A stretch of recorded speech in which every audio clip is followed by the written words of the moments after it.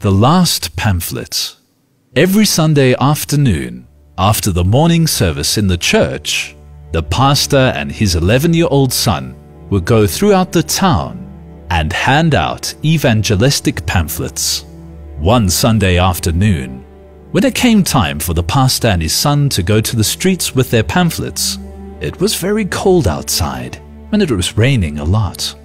The boy dressed up in warm clothes and said, "Okay, Dad, I'm ready." And his father said, "Ready for what?"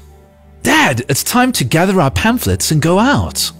His father replied, "Son, it's very cold outside. It's pouring down heavily."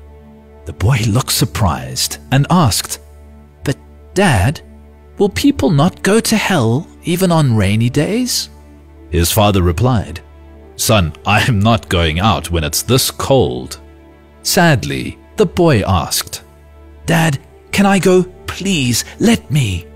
His father hesitated for a moment and then said, "Okay, son, you can go. Here are the pamphlets. Take care, son." "Thanks, Dad." Then he went out into the rain. This 11-year-old boy walked from door to door of that city, giving out pamphlets to everyone he saw. After walking for 2 hours in the rain, he was soaking wet, but had one last pamphlet left. He stopped on a corner and looked for someone to hand the pamphlet to, but the streets were totally deserted. Then he turned towards the first house he saw and walked from the sidewalk to the door and rang the bell. He rang the bell, but no one answered.